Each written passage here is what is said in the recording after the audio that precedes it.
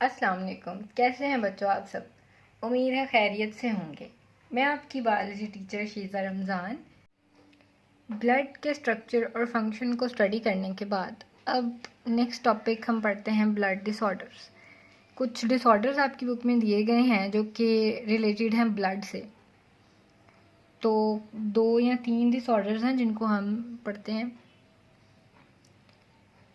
जो बीमारी या डिजीज़ हो सकती है ब्लड में या ब्लड सेल्स में। सबसे पहले बात करते हैं ल्यूकीमिया की। ल्यूकीमिया या फिर इसको आम ज़बान में ब्लड कैंसर भी कहा जाता है। ल्यूकीमिया या ब्लड कैंसर, लेकिन ल्यूकीमिया वर्ड आपने या ल्यूकोसाइट्स आपने यूज़ किया था किसके लिए? वाइट ब्लड सेल्स के लिए। तो आपको इसके नाम से ही जाहिर हो गया है कि ये वाइट ब्लड सेल से रिलेटेड कोई डिजीज़ होगी, क्योंकि इसमें ल्यूकीमिया का वर्ड आ रहा है। इसके अलावा इसको ब्लड कैंसर कहा जाता है। और आपको पता है कैंसर क्या चीज़ है? कैंसर की आम डेफिनेशन जो है वो ये है जी कि जब सेल्स की अनकंट्रोल्ड प्रोडक्शन स्टार्ट हो जाती है, कोई भी कैंसर हो, कैंसर की डेफिनेशन ये है कि अनकंट्रोल्ड या अनप्रोग्राम्ड डिवीजन ऑफ सेल्स या प्रोडक्शन ऑफ सेल्स, माइटोसिस में मसला हो जाता है और सेल्स जो हैं वो बगैर ज़रूरत के बहुत ज़्यादा उनकी तादाद बढ़ने लगती है, वो प्रोड्यूस होने लग जाते हैं। तो ल्यूकीमिया या ब्लड कैंसर, या आप इसे आप आसान लफ्ज़ों में से कह सकते हैं वाइट ब्लड सेल्स का कैंसर। तो इसकी डेफिनेशन भी इसी तरह है, uncontrolled production of white blood cells या ल्यूकोसाइट्स की अनकंट्रोल्ड प्रोडक्शन को ल्यूकीमिया कहा जाता है। अब ब्लड कैंसर की या किसी भी कैंसर की कॉज जो है वो एज सच प्रॉपर तरीके से तो नहीं पता, लेकिन जो मोस्टली इसकी कॉज मानी जाती है वो ये है जी कि म्यूटेशन।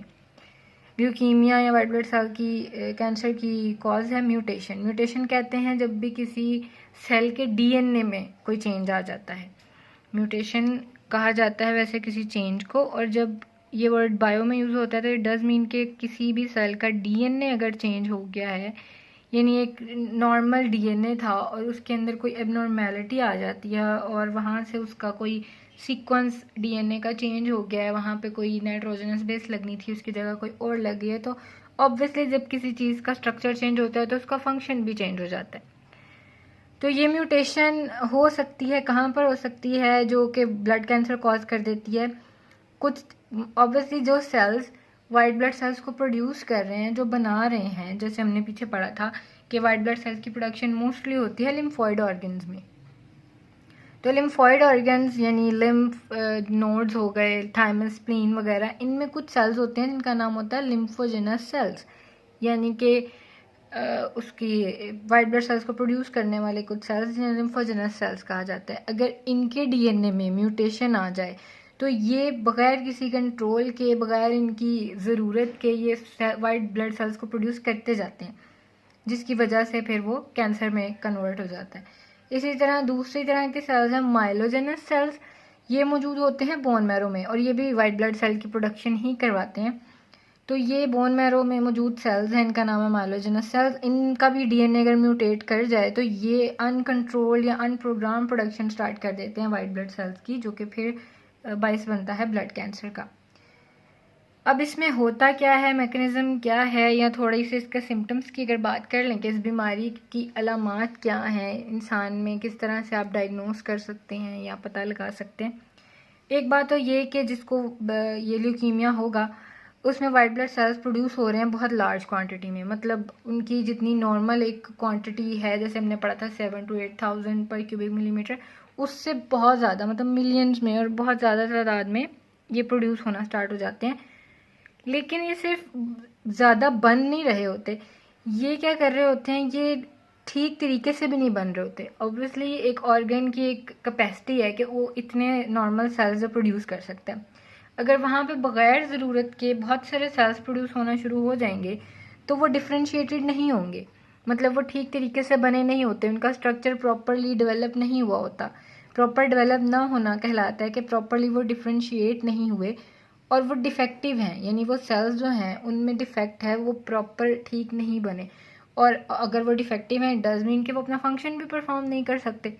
तो इस तरह ल्यूकीमिया में वाइट ब्लड सेल्स प्रोड्यूस नहीं होते सही तरीके से, वो डिफेक्टिव होते हैं। उनका जो फंक्शन है हमारी बॉडी को डिफेंड करना माइक्रोब्स से, वो भी नहीं कर पाते।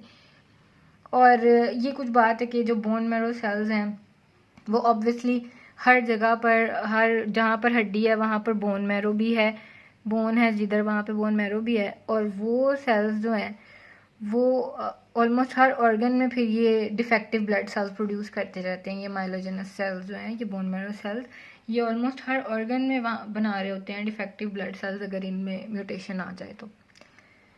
टाइप्स की अगर बात करें ल्यूकीमिया की, तो आपने जैसे पहले पढ़ा कि जो WBCs हैं, वाइट ब्लड सेल्स हैं, उनकी 5 टाइप्स हैं ऑलमोस्ट, जिनको हमने 2 कैटेगरीज में डाला हुआ था, ग्रेनुलोसाइट्स की। अब डिपेंडिंग ऑन द टाइप कि किस WBC, किस वाइट ब्लड सेल में मसला आ रहा है, किस में की प्रोडक्शन ख़राब हो रही है, उसकी बेस पे हम ल्यूकीमिया को कह सकते हैं। जैसे अगर आप कहें कि न्यूट्रोफिल्स जो है ना वो ठीक नहीं बन रहे, तो फिर हम उसको कहेंगे कि ये न्यूट्रोफिलिक ल्यूकीमिया है। और अगर आप कहें कि जो बेजोफिल्स हैं उनकी प्रोडक्शन डिस्टर्ब्ड है, तो वो बेजोफिलिक ल्यूकीमिया होगा। अगर आप कहें कि लिम्फोसाइट्स की प्रोडक्शन डिस्टर्ब्ड है, तो वो लिम्फोसिटिक ल्यूकीमिया होगा। और इसी तरह से इओसिनोफिलिक ल्यूकीमिया है, मोनोसिटिक ल्यूकीमिया है। तो ये 5 टाइप्स हैं वाइट ब्लड सेल्स की, और इन्हीं की बेस पर जोन सी लीनिएज ख़राब हो रही है, जोन सी टाइप में मसला आ रहा है, वो वाला ल्यूकीमिया जो हो सकता है। तो क्योर की अगर बात करें कि इलाज क्या है ब्लड कैंसर का या इस डिज़ीज़ का, तो वो कोई ख़ास इलाज तो मौजूद नहीं है इसका।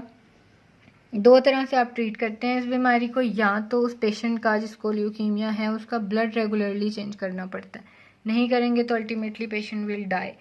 तो उसका जो ब्लड है रेगुलरली चेंज करने का मतलब है कि ऑन डेली बेसिस और वीकली बेसिस जो है वो उसमें ब्लड ट्रांसफ्यूजन की जाती है। उसका अपना ब्लड तो ऑब्वियसली एबनॉर्मल है, उसमें एबनॉर्मल सेल्स हैं, तो नॉर्मल सेल्स की जो है उसको ब्लड लगाया जाता है, खून लगाया जाता है।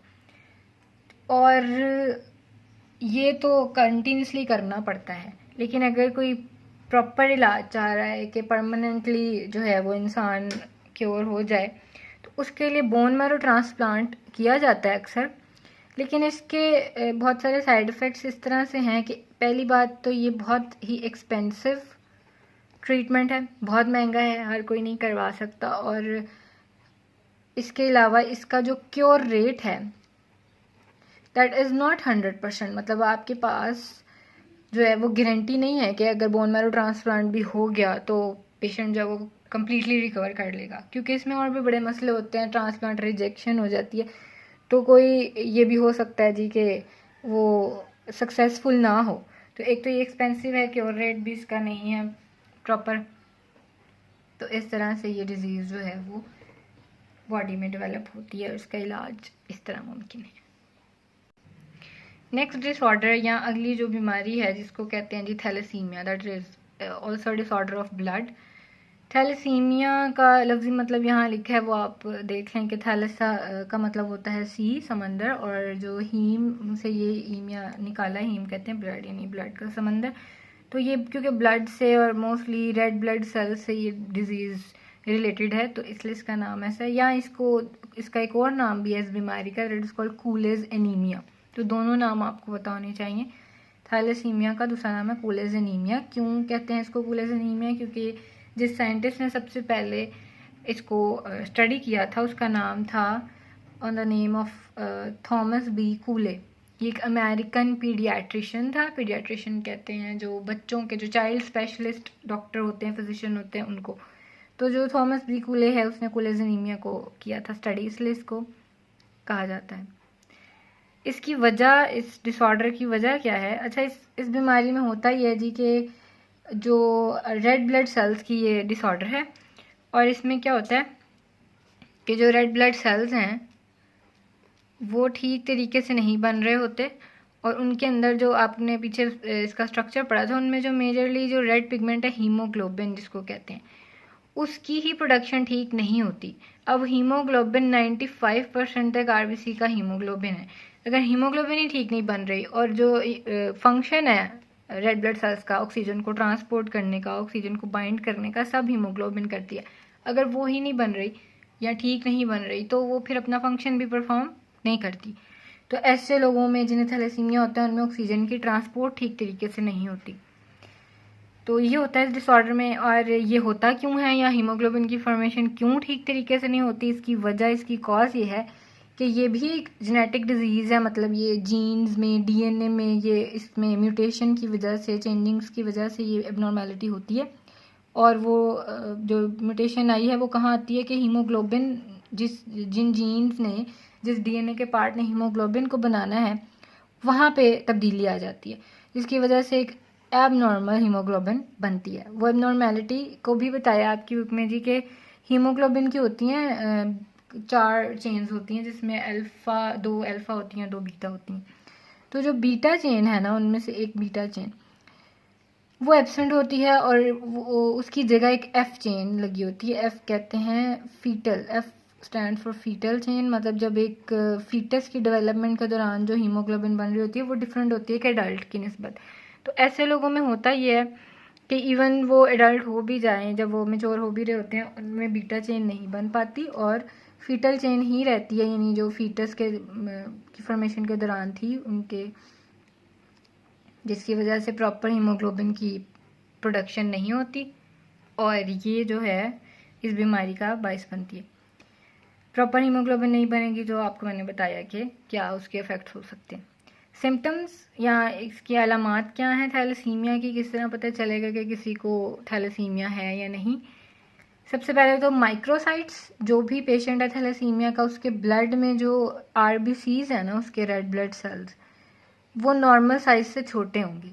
ऑलमोस्ट 7 और 8 माइक्रोन इनका नॉर्मल साइज होता है और ये होंगे छोटे अपने नॉर्मल साइज से। Micro means small. तो छोटे साइज़ के आरबीसीज होंगे अगर आप उसकी ब्लड फिल्म देखें, ब्लड का एनालिसिस करें पेशेंट की। इसके अलावा उसमें पेशेंट में आपको स्प्लीनोमेगाली भी नज़र आएगी, यानी उसकी जो स्प्लीन है, मेगाली कहते हैं लार्ज हो जाना, स्प्लीन जो है वो बढ़ी हुई होती है, लार्ज होती है, यानी जितना उसका साइज़ है, स्प्लीन हमारा एक ऑर्गन है और उसका एक सर्टेन साइज़ है, वो एनलार्ज्ड हो जाती है ऐसे पेशेंट्स में। उसके अलावा जी बोन्स और स्किन्स में बहुत सारी चेंजेस आ सकती हैं इस डिज़ीज़ में। इसका क्योर क्या है? इसका भी इलाज वही है जैसे हमने ल्यूकीमिया की बात की थी, क्योंकि ये भी ब्लड सेल्स का डिसऑर्डर है और इसका कुछ 2 ही पॉसिबिलिटीज़ हैं। या तो ब्लड चेंज कर दें रेगुलरली, वही ट्रांसफ्यूजन्स लगानी पड़ती हैं, नॉर्मल ब्लड से उसको एक्सचेंज किया जाता है इनके ब्लड को, तभी पेशेंट सर्वाइव करता है। या फिर कोई परमानेंट ट्रीटमेंट चाहिए तो वो बोन मैरो ट्रांसप्लांट होता है। Again bone marrow transplant is very expensive treatment, बहुत महंगा है। और दूसरी बात ये कि ये जो है ये प्रॉपर इसका 100% क्योर रेट भी नहीं है, कि मतलब हम 100% श्योरिटी से नहीं कह सकते कि ये सक्सेसफुल होगा या नहीं होगा। इसके बाद भी पेशेंट जो है वो रिकवर करता है या नहीं करता। तो ये है जी थैलेसीमिया। नेक्स्ट डिसऑर्डर की बात करते हैं जी, वो है एडिमा, आपकी बुक में गिवन है। एडिमा एक कंडीशन है जिसमें एक्सेस फ्लूइड जमा हो जाता है टिश्यूज़ ऑफ बॉडी, यानी बॉडी के जो टिश्यूज़ हैं, इंसानी जिस्म के कुछ टिश्यूज़ के अंदर, किसी भी टिश्यू के अंदर अगर एक्सेस फ्लूइड जमा हो जाए, ज़्यादा फ्लूइड, जितनी उसकी वहाँ पर नॉर्मल कैपेसिटी है उससे ज़्यादा, तो उसको कहते हैं कि ये एडिमा हो गया यहाँ पर। अब उसकी वजह क्या है? मोस्टली टिश्यू डैमेज इसकी वजह होती है। और आसान लफ्ज़ों में अगर किसी को कहीं पर सूजन हो जाती है, स्वेलिंग हो जाती है, तो वो मे बी दैट इज़ के वहाँ पर एडिमा हुआ है। लेकिन हर सूजन को भी एडिमा नहीं कहा जा सकता। खैर, इसकी टाइप्स देखते हैं। टाइप्स 2 तरह की हैं एडिमा की। इंट्रासेलुलर एडिमा हो सकता है या एक्स्ट्रा सेलुलर। नाम से जाहिर है इंट्रासेलुलर मतलब कि अगर तो बॉडी के किसी सेल के अंदर स्वेलिंग हो गई है, यानी फ्लूइड की एक्सेस अमाउंट जमा हो गई है, तो दैट इज़ इंट्रासेलुलर एडिमा, कि जो सेल है उसके अंदर जो है वो फ्लूइड की अमाउंट ज़्यादा जमा हो गई है। और एक्स्ट्रा सेलुलर का मतलब है कि सेल के बाहर बहुत सारे सेल्स हैं, टिश्यू बहुत सारे सेल्स से मिलकर बनता है, तो ये बहुत सारे सेल्स हैं और अगर इनकी सराउंडिंग में, हमें पता है नॉर्मली इनकी सराउंडिंग में, सेल्स की सराउंडिंग में एक फ्लूइड होता है जिसको हम कहते हैं लिम्फ या टिश्यू फ्लूइड कहते हैं। तो अगर ये लिम्फ अपनी नॉर्मल क्वांटिटी से ज़्यादा बढ़ जाता है तो ऑब्वियसली वो एक प्रेशर भी अप्लाई करता है इन सेल्स पे और वहाँ पर वो उस जगह के जो टिश्यूज़ हैं वो स्वेल हो जाते हैं और वो एडिमा उसको हम कह देते हैं कि एक्सेस फ्लूइड उधर जमा हो गया। और इंट्रासेलुलर का मतलब तो सिंपल है कि एक सेल है और उसके अंदर बहुत ज़्यादा फ्लूइड एक्सेस अमाउंट में आ गया तो वो अंदर से फिर सेल के ऊपर प्रेशर लगाता है, वो सेल स्वेल हो जाता है। इंट्रासेलुलर एडिमा को पहले डिस्कस करते हैं। इंट्रासेलुलर एडिमा की वजूहात क्या हो सकती हैं, कॉजेज़ मैंने लिखी हैं जी कि डिप्रेशन, अगर किसी सेल का जो मेटाबॉलिक सिस्टम है ना, एक सेल है उसके अंदर जो भी मेटाबॉलिज्म चल रहा है, जो भी रिएक्शंस चल रहे हैं, अगर वो डिस्टर्ब हो जाते हैं, उनमें कमी आ जाती है, डिप्रेशन यहाँ पे कमी के लिए यूज़ हो रहा है, वो उनमें कमी आ जाती है तो उसकी वजह से बहुत सारे मिनरल आयंस के बैलेंस ख़राब हो जाते हैं। तो बाहर से जो वाटर है H2O है वो ऑस्मोसिस करके सेल के अंदर जाने लग जाता है उस वजह से। तो वो सेल के अंदर फिर वो फ्लूइड की अमाउंट जो है वो बढ़ जाती है, या फिर सोडियम पंप, उस सेल्स के जो सोडियम पंप्स हैं वो ख़राब हैं, उनमें कोई डिसऑर्डर है, तो ये फिर इन कंसनट्रेशन सॉल्ट्स और वाटर की कंसनट्रेशन मोस्टली डिस्टर्ब होने की वजह से एडिमा जो है वो उसकी कॉज बनता है।